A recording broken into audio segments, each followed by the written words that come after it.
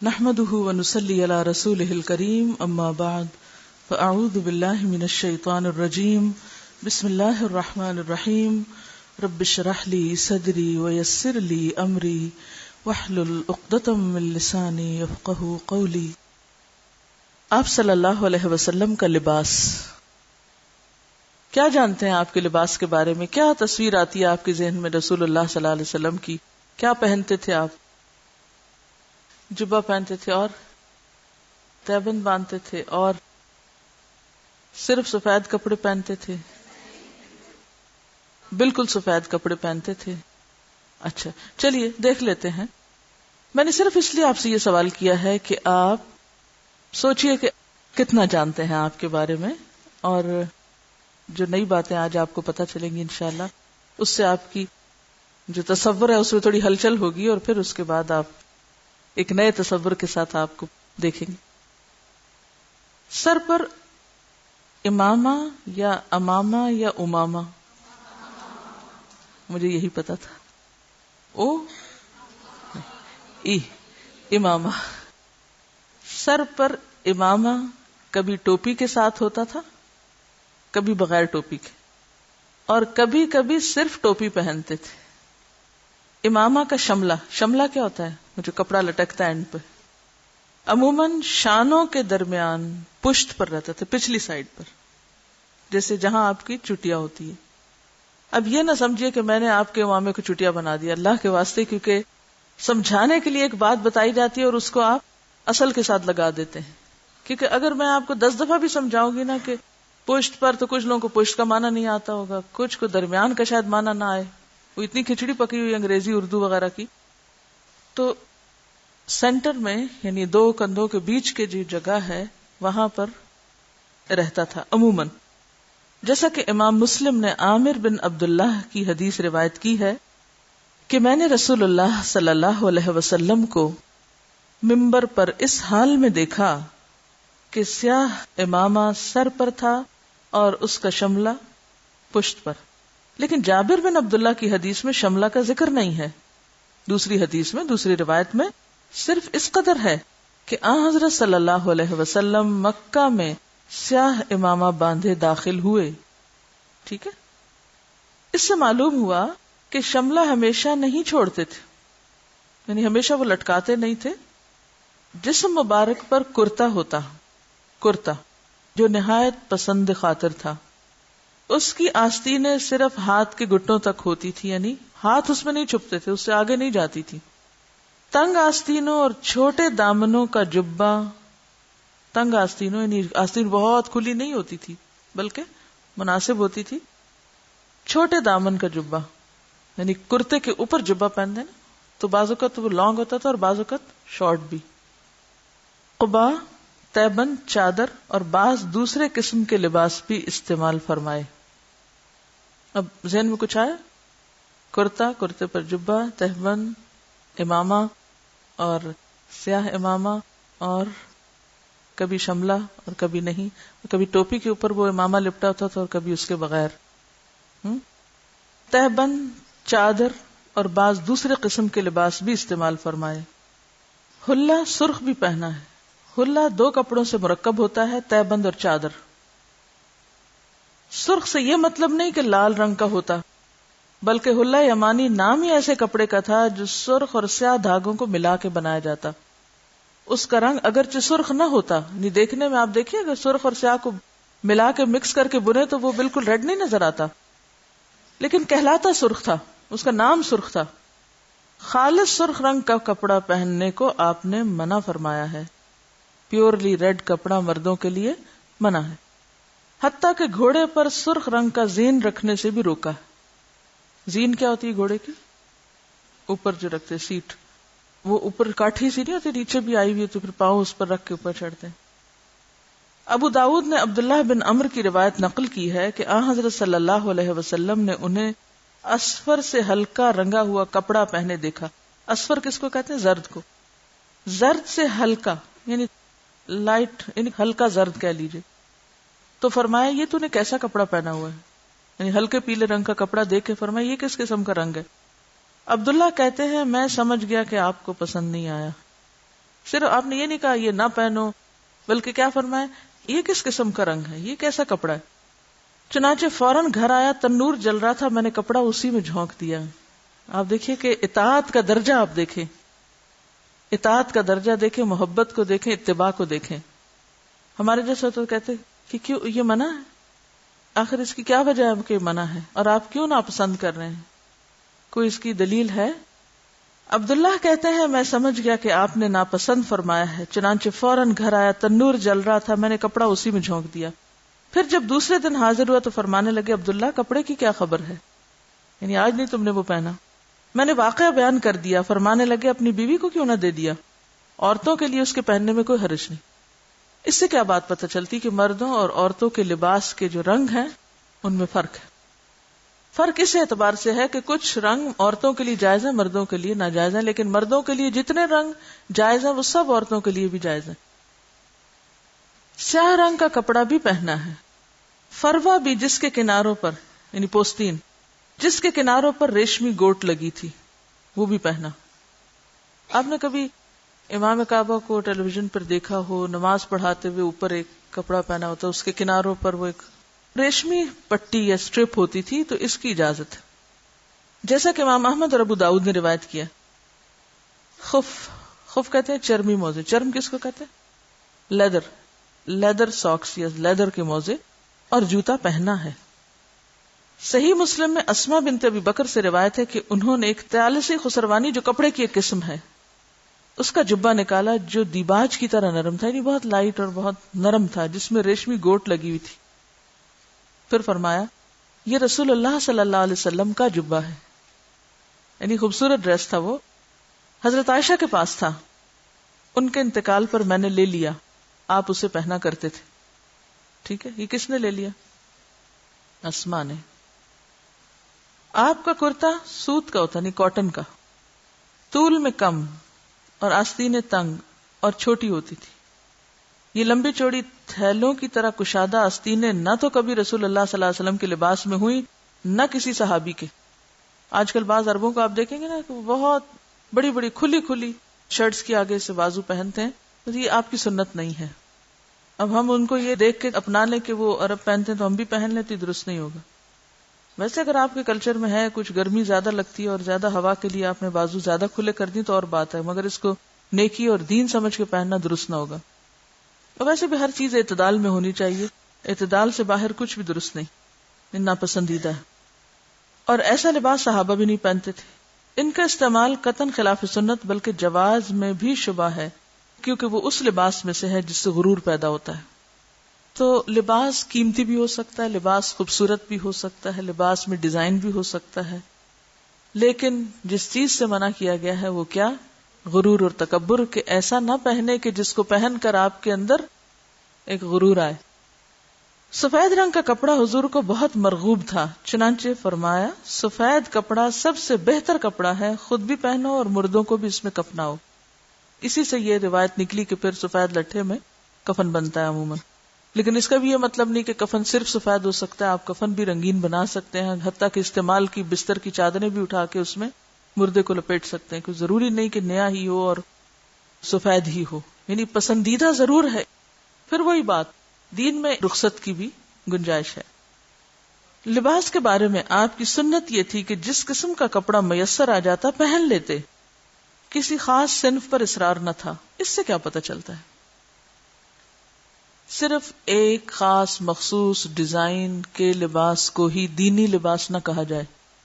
اصل میں تو لباس کے پیچھے شرط کیا ہے کہ غرور والا نہ ہو، تکبر والا نہ ہو، اور کیا نہ ہو، مرد عورتوں کی طرح نہ پہنے، عورتیں مردوں کی طرح نہ پہنے، نہیں ان کی مشابہت مقصود نہ ہو. یہ الگ بات ہے کہ کہیں جا کے ریزمبل تھوڑا بہت کر بھی جائیں، کیونکہ بعض چیزیں اس نیت سے نہیں بنائی جاتی کہ مردوں کی مشابہت میں ہیں، لیکن بعض اوقات آپ جاگرز پہنتے ہیں کوئی ایسی چیز، تو اس میں بھی اگرچہ کچھ نہ کچھ فرق ہوتا ہے، لیکن پھر بھی مقصود اس سے مردوں کی مشابہت نہ ہو، ضرورت پوری کرنا تو وہ اور بات ہے.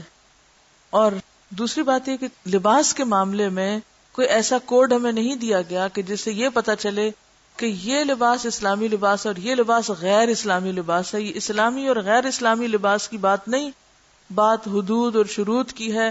جس لباس میں بھی شریعت کی حدود یا تقاضے پورے ہوتے ہیں احکام کے، وہی جائز ہے. ٹھیک ہے. چنانچہ اونی، سوتی، کتانی ہر قسم کے کپڑے پہنتے. ہاں ریشم نہیں پہنتے تھے، ریشم منع ہے، الا یہ کہ کوئی خاص عذر مانے ہوتا تو اجتناب کرتے. مثلا ایک مرتبہ حضرت عائشہ نے آپ کے لیے اونی جبہ تیار کر دیا، آپ نے پہن لیا، لیکن جب پسینہ نکلا اور اون میں بدبو پیدا ہوئی تو فوراً اتار دیا، کیونکہ آپ کو یہ چیز ناگوار تھی. آپ اچھے سے اچھا کپڑا بھی استعمال کرتے اور معمولی سے معمولی بھی. اس سے کیا پتہ چلتا ہے کہ جہاں مخصوص ڈیزائن نہیں، مخصوص رنگ نہیں، سوائے جن کو ناپسند کیا، جہاں کپڑے کا جو ٹیکسچر ہے یا جو کپڑے کی اوریجن ہے اس میں سوائے ریشم کے باقی چیزوں میں فرق نہیں کیا گیا، تو وہاں قیمت کا بھی کوئی تعین نہیں کیا گیا. لباس کو آپ مختلف طریقے سے آپ کس طرح ڈسکرائب کریں گے کہ لباس کیسا ہونا چاہیے؟ مثلا لباس کو آپ جب ڈسکرائب کریں گے تو آپ کیا کہیں گے؟ یعنی کس چیز سے بنا ہے؟ ٹھیک ہے نا، سوتی ہے یا سنتھیٹک ہے یا کون سا ہے، کس رنگ کا ہے، کس قیمت کا ہے، اور کیا دیکھتے ہیں آپ؟ دیکھیں یہ میں حکم نہیں پوچھ رہی، کپڑے کی پہچان کس طرح کریں گے آپ شریعت کے حکم بھی چھوڑیے، سب کچھ چھوڑیے، آپ خالی ذہن سے بازار گئے، دکان پہ کپڑا خریدنے لگے ہیں، کیا کیا دیکھتے ہیں؟ ٹیکسچر دیکھتے ہیں، دھاگا دیکھتے ہیں، اور رنگ دیکھتے ہیں، اور قیمت دیکھتے ہیں، یہی چیزیں دیکھتے ہیں. ٹھیک ہے نا. ابھی آپ کپڑا خرید رہے ہیں، ابھی بنا نہیں ہے، آپ بننے کے بعد ہے کام پہ بھی چلے گئے، سٹیپ بائی سٹیپ سوچا کریں. ٹھیک ہے. آپ بازار گئے، آپ کو کپڑا لینا ہے، شاید ہی آپ میں سے کوئی جس نے کبھی جا کے کپڑا نہ خریدا ہو. اب آپ دیکھیں بازار گئے تو آپ نے کپڑا جب لینا تو دکاندار کو آپ کیا کہتے ہیں؟ مجھے کیا دکھاؤ؟ کہتے ہیں کاٹن دکھاؤ یا لینن دکھاؤ. تو سب سے پہلے تو آپ اس کا جو ٹیکسچر ہے یا جو اس کا دھاگا ہے یا جو اس کی نوع ہے وہ دیکھتے ہیں. پھر اس کے بعد آپ دیکھتے ہیں رنگ کیا ہے، ڈیزائن کیا ہے، دیکھتے ہیں نا. پھر آپ دیکھتے ہیں قیمت کیا ہے. اب ان تینوں چیزوں کے بارے میں شریعت کیا کہتی ہے؟ سب سے پہلے کاٹن ہے، سوتی ہے، اونی ہے، سب جائز ہے سوائے ایک چیز کے، مردوں کے لیے ریشم منع ہے. ٹھیک ہے، فائن. دوسری چیز رنگ، عورتوں کے لیے کوئی قید نہیں، جو مرضی رنگ لیں. مردوں کے لیے پیور سرخ اور زرد اور اس طرح کے رنگ منع، یعنی جو جیسے اورنج کلر یا جو مخصوص عورتوں کے رنگ ہیں وہ مردوں کے لیے پسندیدہ نہیں. ٹھیک ہے. تیسری چیز ہے قیمت، کوئی متعین نہیں کی گئی کہ 100 روپے میٹر کا ہو یا 1000 روپے میٹر کا، ڈیپینڈ کرے گا کہ آپ کی ضرورت کیا ہے اور آپ کی جیب میں کتنا ہے. آپ اسراف تو نہیں کر رہے. منع جس چیز سے کیا گیا وہ کیا ہے؟ غرور اور تکبر نہ ہو اور دوسروں پر دھاک جمانا نہ ہو. جہاں تک آپ اپنی خوشی کے لیے، اپنے آپ کو کمفرٹیبل کرنے کے لیے کوئی چیز خریدتے ہیں اور آپ کی جیب اجازت دیتی ہے تو آپ کی قیمت کی کوئی حد بندی نہیں کی گئی کہ اتنی قیمت سے آگے نہیں آپ لے سکتے. اچھا، اب آ گیا اگلا سلوانے کا مرحلہ. اب کوئی خاص ڈیزائن آپ نے بتایا کہ ضرور تہبند پہنو، ضرور جبہ پہنو، نہیں، اس میں کوئی پابندی نہیں کی گئی. اس میں کس حد کو مد نظر رکھنا ہوگا؟ ساتر ہو یعنی سطر ڈھانکتا ہو، اور کیا کرتا ہو؟ اپنے کلائمیٹ کے اعتبار سے وصاف نہ ہو، شفاف نہ ہو. وصاف نہ ہو، شفاف نہ ہو. شفاف کس کو کہتے ہیں؟ See through, transparent. مرد ہو یا عورت، مردوں اور عورتوں کے سطر کی حدود ہے، سطر کی فرق ہے نا دونوں کی، لہذا ان کے سطر کی حدود کو پورا کرنے والا ہو. اب یہ سلائی کا مرحلہ ہے، پہلا خریداری کا مرحلہ تھا، اگلا سلائی کا مرحلہ ہے. ٹھیک ہے. ٹھیک ہے، آپ نے دیکھ لیا کہ بالکل باریک نہیں، اگر باریک ہے اس کے نیچے کچھ پہن لیں یا اوپر سے کچھ چھوڑ لیں. عام طور پہ لون کے کپڑے کیا ہوتے ہیں؟ باریک ہوتے ہیں، گرمی ہے، ضرورت ہے، بعض اوقات ملتے ہی نہیں، آپ ڈھونڈ کے بھی ایسے رنگ نہیں ملتے، تو آپ پھر اس کے لیے یا تو اوپر سے دوپٹہ اس طرح اوڑھ لیتے ہیں یا پھر نیچے سے کچھ پہن لیتے ہیں کہ آپ کا جسم نہیں جل کے جو سطر کی حدود ہے وہ نہ ٹوٹے. ٹھیک. دوسری شرط کیا ہے؟ وصاف نہ ہو. وصاف کیا ہوتا ہے؟ جس سے وصف بیان ہو. کیسے؟ کہ وہ اتنا ٹائٹ نہ ہو، اتنا ٹائٹ نہ ہو کہ جس سے کیا نہ دکھے؟ Figure, shape. مثلا آپ ایسا پاجامہ پہن کے نماز شروع کر دیں کہ جس سے آپ کی لیگز کا ایک ایک پیچ و خم نظر آ رہا ہو، تو ایسے لباس میں نماز بھی منع ہے، ایسے لباس میں مردوں کے سامنے تو نکلنا منع ہی ہے، بعض لباس ایسے جس میں عورتوں کے سامنے بھی نکلنا پھر منع ہوگا. یعنی وہ حصہ جسم کا جو عورت کو بھی عورت کا نہیں دیکھنا چاہیے، اگر وہ ٹرانسپیرنٹ ہونے کی وجہ سے یا پھر ٹائٹ ہونے کی وجہ سے دکھ رہا ہے تو وہ کیا ہے؟ وہ منع ہے. واضح؟ اب یہ نہیں کہا گیا کہ عورت پجامہ نہ پہنے، یہ کہیں نہیں لکھا ہوا.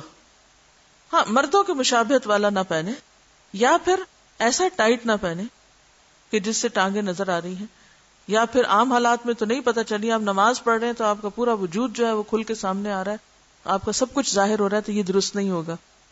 ہاں، اگر آپ کو تھوڑا اس طرح ضرورت کے تحت، کیونکہ بعض ممالک میں بہت سردی ہوتی ہے یا موسم ایسا ہوتا ہے یا وہاں ملتے ہی نہیں دوسرے کپڑے. اب آپ دیکھیں کہ ہمارے جو پاکستانی لوگ ہیں بعض اوقات یہاں سے سلوا کے وہاں لے جاتے ہیں.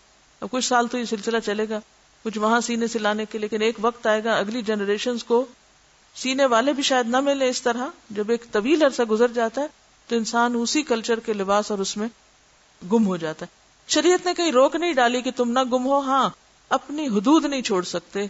رنگ اور اس کا جو ڈیزائن ہے وہ ایسا نہ ہو کہ جس سے تمہارا جسم جھلکے یا نمایاں ہو. ٹھیک ہے، سلائی ہو گئی. تیسرا مرحلہ ہے اب پہننے کا. یعنی سلائی میں کوئی مخصوص نام نہیں لیے گئے کہ ساڑی نہیں پہننی یا فلاں کپڑا نہیں پہن، یہ نہیں کہا گیا. اس میں بھی حدود رکھ دی گئی. ٹھیک ہے، کہ ساتر ہو، باحیا ہو.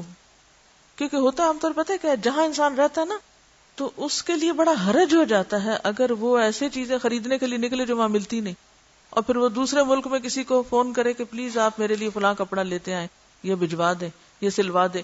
یہ سارے تکلیف میں ڈالنے والی باتیں نا لوگوں کو. یہ ممکن نہیں. پھر آپ کو جو لوکلی جو کچھ اویلیبل ہے اس کو دیکھنا پڑتا ہے. آپ خرید لیں، پہنے. صرف ان ممنوع چیزوں سے پرہیز کریں جس کی آپ کو دین نے موٹی موٹی باتیں آپ کو بتا دی ہیں کہ یہ ناپ ہے، اور باقی آپ کو سوچ سمجھ کے حدود طے کرنی ہوگی. پہننے کا مرحلہ. پہننے کے مرحلے میں کیا منع ہے؟ پہن کر غرور اور تکبر نہ ہو، دوسرے کی مقابلہ بازی نہ ہو. ٹھیک ہے، اب یہ ہے حدود. اچھا، پھر یہ ہے کہ پہن کر بھی ننگے نہ رہیں. بعض لوگ دوپٹہ تو اتنا بڑا بنا لیں گے کہ پاؤں سے بھی نیچے جانے والا ہوگا، لیکن پہنے کے کس طرح؟ اس کو ایک کندھے پہ ڈال لیں گے. قرآن کیا کہتا ہے؟ وَلْيَضْرِبْنَ بِخُمُرِهِنَّ عَلَى جِيُوبِهِنَّ. اب اگر آپ یہ حکم نہیں پورا کر رہے تو خمار ہی کے لیے تو کہا ہے اسے جیوب پہ ڈالو. خمار کس کی جمع ہے؟ خمر کی. تو خمار کہاں پہننے کے لیے؟ سر میں تو ہے ہی، لیکن اس کے ساتھ کیا حکم ہے؟ سینے پہ بھی ڈالو. اب آپ چاہے اس کو سکارف کا نام دیں، چاہے دوپٹہ دیں، چاہے اوڑھنی دیں، چاہے آپ چادر کہیں، کچھ بھی کہیں، لیکن کیا حکم ہے کہ اگر آپ کا کرتا باریک ہے یا تنگ ہے یا ڈھیلا ڈالا نہیں ہے تو پھر آپ کو اپنے سینے کے اوپر اگین کچھ نہ کچھ ڈالنا ہوگا، چاہے آپ کہاں ہوں، گھر کے مردوں کے سامنے جو بھائی ہیں یا باپ ہیں یا کوئی بھی، تو وہاں بھی باحیا رہنا ہوگا. ٹھیک ہے. ایون عورتوں کی محفل میں بھی بالکل اپنے فگرز نمایاں کر کے بیٹھنے سے منع کیا گیا نا. مجھے ویسے حیرت ہوتی ہے بعض اوقات لوگوں کے کوٹس دیکھ کے. کوٹ آپ اوپر کس لیے پہنتے ہیں؟ یعنی جو باہر کا کپڑا آپ گھر سے باہر نکلنے کے لیے پہننے لگے ہیں تو آپ وہ کس مقصد کے لیے پہنتے ہیں؟ زینت چھپانے کے لیے. اور اگر ان کے اندر زینت ہو تو پھر کیا حکم دیں گے آپ؟ میں تو کچھ نہیں دوں گی، آپ خود ہی حکم لگائیں. اگر آپ نے کوٹ کے اندر اتنی زینت ڈال لی ہے کہ آپ نے اس کے اوپر چمکیں بھی لگا لی، آپ نے اس کے اوپر کڑھائیاں بھی خوب کر لی، آپ نے اوپر پرنٹ بھی ڈلوا لیے، آپ نے دورے سلوا لیے.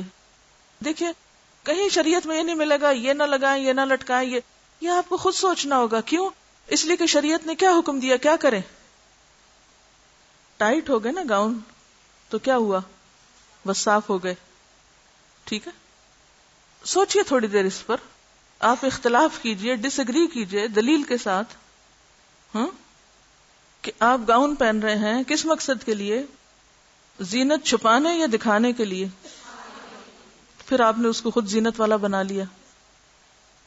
کیونکہ ہماری ڈیمانڈ، دیکھیں بزنس ویسے ہوتے ہیں جیسے ہماری ڈیمانڈ ہوتی. بعض اوقات اس چیز کو بھی حجت بنایا جاتا ہے کہ وہ گلف کنٹریز میں یا سعودی عرب میں یا دبئی میں یا فلاں جگہ پر یہ ایسا ہوتا ہے. پھر میں آپ سے ایک بات پوچھوں گی، علمی انداز گفتگو کا کیا ہے کہ ہم دلیل گلف سے لیں حرم سے لیں یا کتاب و سنت سے؟ کتاب و سنت کیا کہتی ہے؟ عورت باہر نکلے تو زینت ظاہر کرے یا چھپائے؟ یہ پڑھ لیا آپ نے؟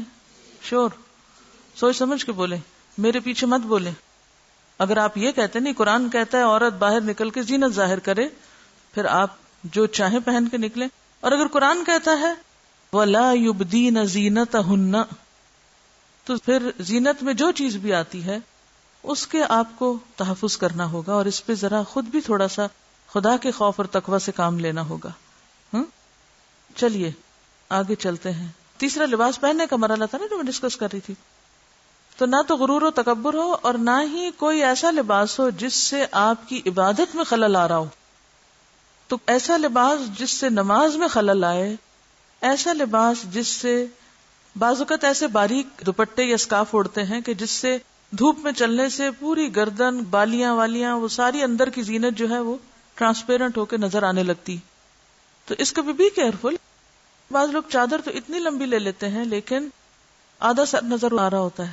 مجھے کبھی سمجھ نہیں آئی کہ کس قسم کی چادر اوڑھ رہے ہیں کہ جس میں سر دکھائی دے رہا ہے اور چادر پاؤں کے نیچے جا رہی ہے. بعض لوگوں کو دیکھا ہے کہ وہ منہ کور کر رہے ہوتے ہیں اور اوپر سے بال آدھے دکھائی دے رہے ہوتے ہیں. میں کبھی سوچتی ہوں یا تو انہیں فیل نہیں ہو رہا. بعض اوقات ایسا ہوتا ہے جس سر سے دوپٹہ ہوتا ہے جو پتہ ہی نہیں چلتا. لیکن اگر آپ کو کوئی ایسا کرتا دکھائی دے رہا ہے تو آپ کو کیا کرنا چاہیے؟ دیکھو دیکھو دیکھو دیکھو کیا ہو رہا ہے. ہم عام طور پہ دوسروں کو منع بھی کرتے تو اس طرح ڈرا دھمکا کے منع کرتے. دیکھیں آپ ایک اشارہ کر سکتے ہیں. میں جب کسی کو دیکھتی ہوں تو اس کو اپنا دوپٹہ تھوڑا سا کھینچ کے ایسے بتا دیتی ہوں اپنے پہ لے کے. یا اگر کسی کا گلا نظر آ رہا ہے قریب سے گزر رہا ہے تو ورنہ صرف اپنے پہ ڈال دیں اس کو کہنے کی بجائے. کیونکہ ہم سب ایک دوسرے کے لیے مددگار ہیں نا، اور خیر خواہی کا جذبہ.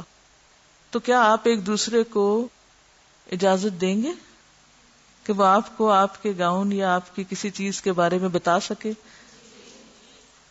ہو سکتا ہے آپ کا دل آپ کو نہ بتا سکے، دوسرا بتایا آپ کو. اچھا ایک اور مشکل پتہ کیا آتی ہے؟ بعض اوقات لوگ ایسے گفٹ لا کے رکھ دیتے ہیں.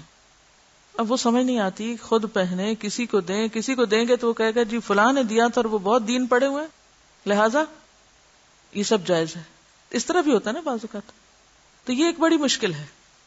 بعض اوقات اسکارف کو اتنی پنیں لگا لی جاتی ہیں، اتنا لپیٹ دیا جاتا ہے کہ وہ خمار جہاں اوڑھا جانا چاہیے تھا سینے پہ وہ وہاں سے اٹھ جاتا ہے، وہ سینہ ہی چھوڑ دیتا ہے اور وہ بالکل سر کے اوپر ایک الگ تاج بن جاتا ہے. تو خدا کے لیے اپنی آنکھیں کھول کے اپنے آپ کو ڈریس اپ کیا کریں کہ جس سے شریعت کی حدود پوری ہو. جب کوئی ایسا گفٹ دے تو اس کے کچھ اور بنا لے. یہ کہہ رہی ہیں کہ بعض اوقات شلوار کے پائنچے اتنے اونچے ہوتے ہیں کہ وہ نماز میں ٹخنے اور پنڈلیاں تک نظر آنے لگتے ہیں. نماز نہیں ہوتی. تھک رہے ہیں آپ، محنت کر رہے ہیں غلط اور ساتھ نماز ضائع کر رہے ہیں. بعض اوقات قمیض بھی اونچی اور شلوار بھی تنگ اور پھر سجدہ سنت کے مطابق ہونے لگا ہے. تو اب آپ خود سوچے سین کیا ہوگا اس سنت کا. وہی میں نے سی سا کی مثال دی نا، ایک طرف جاتے تو دوسری وہ اوپر اٹھ جاتی ہے بات. دیکھیے اس میں کسی انسان کے لیے نہیں بلکہ سوچ سمجھ کے آپ ایک چیز کو لیں کہ شریعت کیا کہتے. شریعت کو کھیل تماشا کیوں بناتے ہیں آپ؟ دین کو ایسی چیز کیوں بناتے کہ لوگ ہنسے اس پر؟ چلیے آگے چلتے ہیں.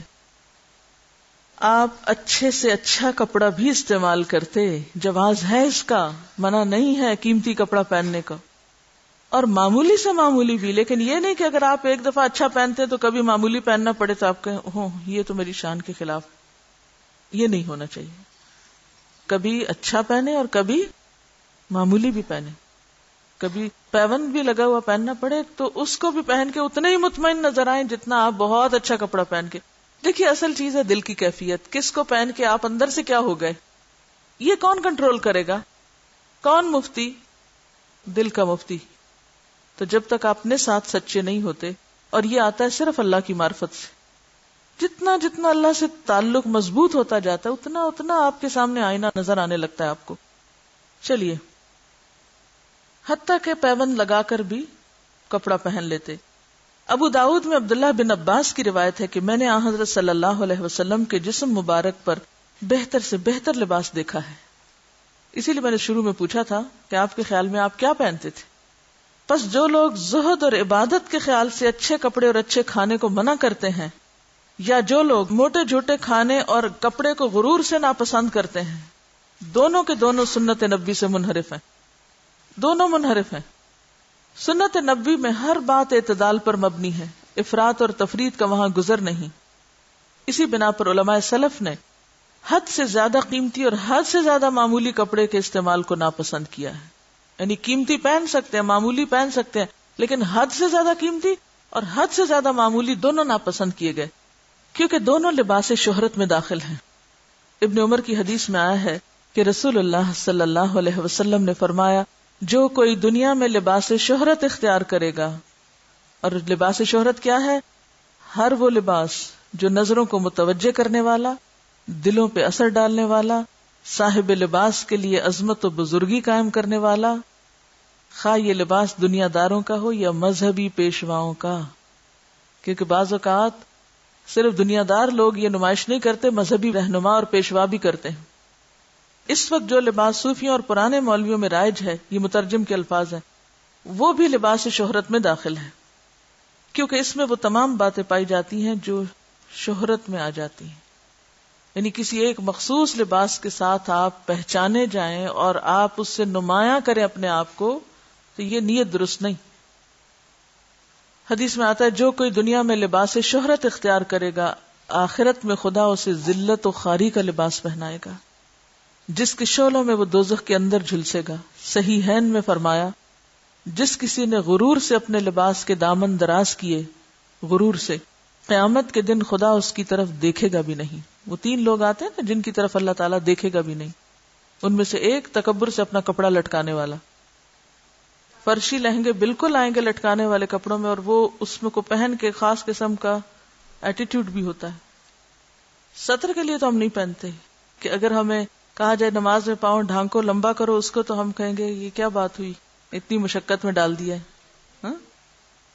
اس بارے میں کوئی خاص اصول نہیں بنایا جا سکتا. مختلف حالات میں مختلف لباس مناسب ہوتا ہے. چنانچہ شہرت اور تکبر کے خیال سے ادنا درجے کا لباس بھی مذموم ہوتا ہے. یعنی شہرت کی خاطر گھٹیا لباس بھی مذموم ہے، کہ آپ دوسروں میں نیک پہچانے جائیں. میرے اندر بہت عاجزی ہے، میں اس وجہ سے قیمتی کپڑا نہیں پہنتی. تو یہ جو نیت ہے نا، یہ بھی دکھاوے کی ہے. پھر آپ اپنی عاجزی دکھا رہے ہیں. جہاں وہ چیزیں دکھانا منع ہے، وہاں اپنی عاجزی کا اظہار کر کر کے دکھانا بھی منع ہے. یہ بھی ناپسندیدہ ہے. اور نارمل انسان رہیں، نیچرل رہیں. اور اعلیٰ سے اعلیٰ لباس بھی حمد و شکر کی نیت سے محمود ہو جاتا ہے. لیکن اس باب میں ہم صحیح مسلم کی اس حدیث کو اصل قرار دے سکتے ہیں، جس میں ہے کہ رسول اللہ صلی اللہ علیہ وسلم نے فرمایا، جس کسی کے دل میں ایک ذرہ بھی غرور ہوگا، ذرہ بھی، رائی کے دانے برابر کی بات بھی آتی ہے، وہ جنت میں داخل نہ ہوگا. اور جس کے دل میں ایک ذرہ بھی ایمان ہوگا، وہ جہنم میں نہ جائے گا. اس پر ایک شخص نے عرض کی، یا رسول اللہ، میری خواہش یہی ہوتی ہے کہ میرا کپڑا اچھا ہو، جوتا اچھا ہو، کیا یہ بھی غرور ہے؟ کیا اس پہ پکڑ ہوگی؟ فرمایا نہیں، اللہ جمیل ہے، جمال کو پسند کرتا ہے. غرور حق کا ٹھکرانا، یعنی ایک صحیح بات پتہ چل جائے تو انسان ایگو کا مسئلہ بنا کے اس کو نہ لے کہ نہیں میں اس پہ بات نہیں کرنا چاہتا، میں اسے قبول نہیں کرنا چاہتا. یہ بعض اوقات بہت کچھ پڑھنے کے بعد اور زیادہ آ جاتی ہے. تو ہمیشہ انسان کو حق کی تلاش میں اور حق کے قبول کرنے میں دیر نہیں لگانی چاہیے. غرور حق کا ٹھکرانا ہے اور مخلوق کی تحقیر ہے. یعنی لوگوں کو حقیر سمجھنا غرور ہے اصل میں، کہ آپ نے تو اچھے پہن لیے تو اب آپ دوسروں کو کسی خاطر میں نہ لائیں. اچھا یہ کیسے پتہ چلتا ہے؟ ذرا اپنا جائزہ لیں. علامت بتاؤں یا آپ بتائیں گے مجھے؟ اپنے آپ کو کیسے جج کریں گے؟ کیسے پتہ چلے گا کہ آپ نے خود اچھا پہنا ہوا ہے تو اب آپ کسی دوسرے کو حقیر نہیں سمجھ رہے؟ اس کی پہچان کیسے ہوگی؟ کس چیز سے پتہ چلے گا؟ ایک تو یہ ہے کہ خود اچھے پہنا ہوا ہو تو دوسروں کو جج کرتے رہے کہ انہوں نے کیا پہنا ہوا ہے. اور پھر صرف اتنا نہیں بلکہ آگے بڑھ کے اس سے تو خوشی سے ملیں جس کا لباس اچھا ہے، اور جس بیچارے کو ڈھنگ کا لباس نہیں پہننا آتا اس سے آپ ملنے سے بھی ذرا ہچکچائیں اور پرہیز کریں. لباس کی بنا پر چال میں بھی فرق آ جاتا ہے. اگر آپ یہ سنیں نا، جو رحمان کے بندے ہیں، وعباد الرحمن الذین، پہلی صفت اللہ کے پیارے بندوں کی، یمشون علی الارض ہونا، دوسرے مذاہب کی مشابہت جنرلی چیزوں میں منع ہے. ایسے خاص لباس جو کسی مذہب کی نمائندگی کرتے ہوں. مثلاً آپ دیکھیے کہ جو مذہبی علامتیں ہوں. دیکھیے ایک ہے کسی خاص علاقے کے لوگ وہ لباس پہنتے اور اس علاقے کا مذہب ایک خاص ہے، لیکن وہ لباس مذہب کی علامت کے طور پہ نہیں پہنتے.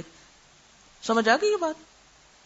جیسے جیوز کے ہاں جو ٹوپی ہوتی ہے اس کا سائز چھوٹا ہوتا ہے اور عموماً صرف اتنے حصے میں پیچھے کر کے آتا ہے. تو اب آپ اپنی ٹوپی چھوڑ کے کہیں کہ مجھے یہ زیادہ کنوینئنٹ لگتی ہے تو میں اس کو پہن لوں، تو یہ پھر آپ کو سوچنا پڑے گا کہ یہ ان کا مذہبی علامت بھی ایک طرح سے. ٹھیک ہے، تو کسی اور مذہب کی جو مذہب کی علامتیں ہیں یا اس خاص ریلیجن کی جو سمبلز ہیں ان کو اوائڈ کرنا چاہیے، کیونکہ اس سے ہمیں منع کیا گیا. یہ کیوں منع کیا گیا ہے کہ ان سے ہم اوائڈ کریں؟ کیا فرق پڑتا ہے؟ کیونکہ لباس انسان کی شخصیت پر اثر انداز ہوتا ہے، سوچ پر بھی اثر انداز ہوتا ہے. جب آپ کسی خاص طرح کا لباس پہننے لگتے ہیں تو آپ کی فیلنگ بھی ویسی ہونے لگتی ہے، پہچان بھی ہے. کبھی ایسا ہوا کہ مختلف طرح کے لباس پہن کے آپ کی اندر کی فیلنگ بدلی ہو؟ بدلی ہے کبھی؟ میرے خیال ہے روز بدلتی ہیں. یہ کبھی کبھی کی بات نہیں ہے. نہ صرف یہ کہ خود اپنی بدلتی ہیں بلکہ دیکھنے والوں کی بھی بدل جاتی ہیں کہ نہیں. اسی لیے جب آپ سکارف میں کسی کو دکھائی دیتے رہتے ہیں اور کسی دن آپ دوپٹہ لے کے سامنے جاتے ہیں تو پہچانے نہیں جاتے. پھر پہننے میں اور بھی چیزیں آئیں گی، جیسے صاف ستھرا ہو، دھلا ہوا ہو اور معقول ہو کہ جس کو دیکھ کر بے وقوف آپ پر ہنسے نہیں اور عقل مند آپ کو بے وقوف نہ سمجھے. اس امت کو دوسروں کے اوپر حق کی گواہی دینی ہے، ان کو لیڈ کرنا ایک طرح سے، تو یہ نہیں کہ آپ ان کے پیچھے چل پڑیں. چلیے اتنا ہی کافی ہے. وآخر دعوانا ان الحمد للہ رب العالمین. سبحانک اللہم وبحمدک نشہد ان لا الہ الا انت نستغفرک ونتوب الیک.